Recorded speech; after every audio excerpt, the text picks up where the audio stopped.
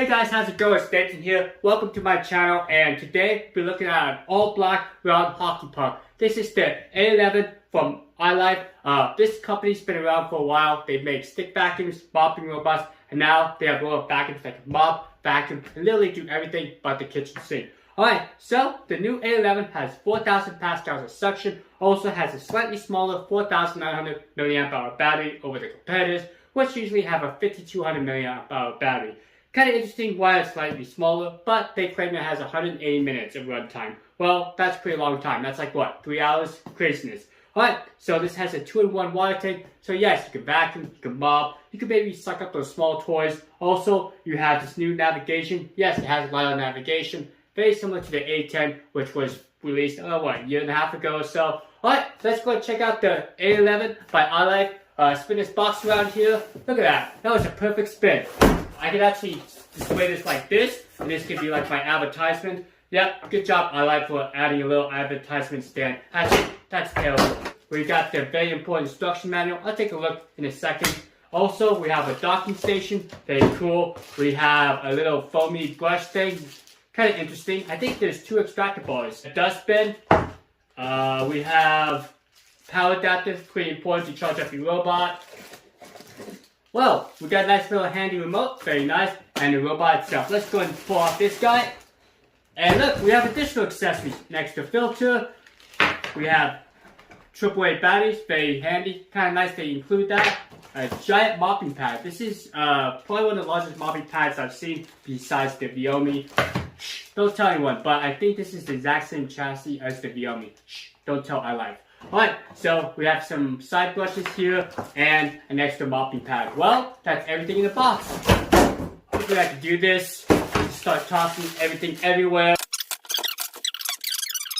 I believe this is just the dust tank only. Now, this is the 2-in-1 tank. Sorry for the confusion. Clean robot. It looks like there is a front sensor right here to help dock. There's no fancy camera sensors. And it looks like there's no dedicated wall sensor, so that's kind of interesting. Now, if we look at the top here, we'll open up the flappy lid. You can see you have a power button to turn the robot on, also to start a cleaning job, and you have that return to home. So there's that hidden little brush, so you can clean the extractor bar or the robot itself. And this is the 450 milliliter dustbin, but you can swap it out with the 2-in-1 water tank and dustbin if you wish. Now, keep in mind that the filter is not washable, you just kind of have to brush it off. There's some instructions how to clean these dustbins. Got a lot of sensor, and looks like it's not clickable, so low-hanging furniture, well, hopefully the robot realizes that and somehow maneuvers around it. So, there's that QR code to scan with your smartphone to download the iLife app, and these little holes is for water droplets, and there's that single side brush right there. There's the extractor bar. It's a combination of bristles and silicone, but iLife does include an all-road brush design if you have pet hair and stuff. So let's take a look at the mopping here. Now, just from my experience, I do recommend pre-wetting the mopping pad prior to using it, so it just helps with the water flow. Also, this particular model has a 2-in-1 dust box, has a 200 milliliter water tank, and a 200 milliliter dustbin. So make sure you remove that actual dust box. Here's the big one. Dust box is removed. Do not rinse or soak the box in water. Alright, let's go and fill this guy up. There's a little flap. And I just recommend warm or cold water. Don't use hot water, and also chemicals I don't recommend. Alright, and we're going to start. 2-in-1 water tank has been installed. Next, just kind of rotate the robot.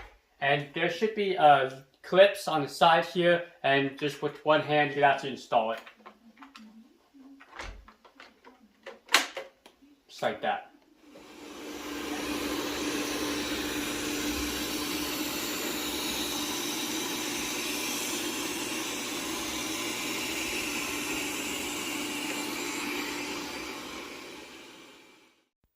The A11 has 2 distinct mopping modes, and of course you can vacuum and mop simultaneously. Now, if you want more of a detailed mopping, I do recommend going to wide mopping. Now, keep in mind it takes a little bit longer and does use more water, but overall the mopping performance is a little bit better.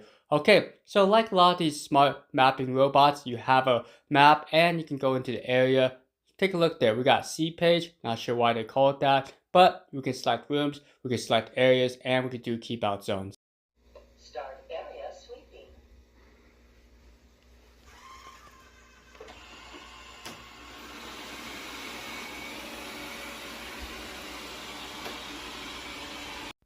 Okay, so I test a lot of these robot vacuums with lidar-based navigation, and they're not created equally. Some do better than others, and I will say that the A11 scored about a 5 out of 10. It's on average, wasn't the greatest, wasn't the worst. So, iLife could improve the navigation a little bit. I did have some issues where it would kind of go outside the boundary area, and then eventually make its way back. So, with the software update, I'm pretty sure they can just fix that. Okay, so overall, the robot vacuum did a pretty good job with the obstacles, was able to recognize them and just gently push them around a little bit, not too much, despite not having a front-facing camera or any other fancy optical recognitions. Alright, so once it's done, it just goes back to its docking station. Okay, so within the app, you do have the option to drop a little pin down, and that robot vacuum will drive to that area and clean a 1.5 by 1.5 area squared. Now, this is great if you left a little mess, or maybe a kid play area where they have some Cheerios around them. This option works pretty well. As you can see, I put some obstacles down, and the robot vacuum had no problems being able to detect those obstacles and navigate around it. Now, as the robot vacuum cleans, it did a pretty good job avoiding the stairs. There was cliff sensors, so don't worry about that. And I did notice that darker colored carpets, the robot vacuum may trip those sensors, so just be mindful of that. You may want to select the keep out zone or just kind of roll up the carpets.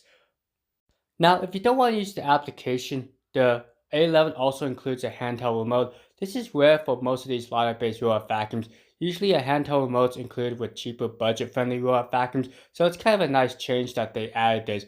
Now within this remote control, you have this little screen where you can set the time. Also you can set a schedule, so every day of that time it will actually go out and clean automatically. Now you can see I can drive it like an RC car. Also I can select edge mode and it will clean around the edges. And it will start by each area and then continue on the next area. It's pretty handy, and this remote works really well in a pinch if you don't have access to your smartphone or you just want to drive the robot to an area to clean. Okay, so let's talk about the performance of the robot vacuum as I was testing this throughout my home. I think it's a pretty good robot vacuum. It's not the best, it's not the worst. So this robot vacuum is really designed for someone who's looking for a secondary robot vacuum. Maybe stick it down in the basement where the primary robot vacuum's up on the main floor. Or for someone who's new to robot vacuums and they want something that's a little bit easier to use, especially with that handheld mode where you can just start the robot, control it to where you want it to clean. Now, speaking of cleaning, I think this robot vacuum did a pretty good job since it uses a very familiar platform. This design actually worked really well. I appreciate the wide mopping pad. Also, that single side brush slows down in open areas. So during my rice challenge, I didn't notice any scattered debris too much compared to like the competitors like the i7. Okay, let's go ahead and give you my overall score. So I give this a 7 out of 10. Overall, it's a pretty nice robot vacuum, and most of the features in the app work as advertised. Now, some of the minor quirks is the navigation. Sometimes it went outside its boundary area, so iLife could improve that through a software update. Also, at the time of filming, I did not notice a way to save multiple maps. I could save one, but not multiple ones. So, if you have a house with multiple levels, just something to be mindful of. Okay, so overall, the cleaning performance was fine. Can't really tell if there's dust and debris on the mopping pad just from that angle, but for light mopping tasks, I think it should do fine. Also, there's no flap for the dustbin, so just be mindful of that. Don't tilt the dustbin or all your contents will spill on the ground. Okay, so if you're interested in this robot vacuum, I'll put a link down below. I believe it's like a 23% discount. So have a great rest of the day. Adios.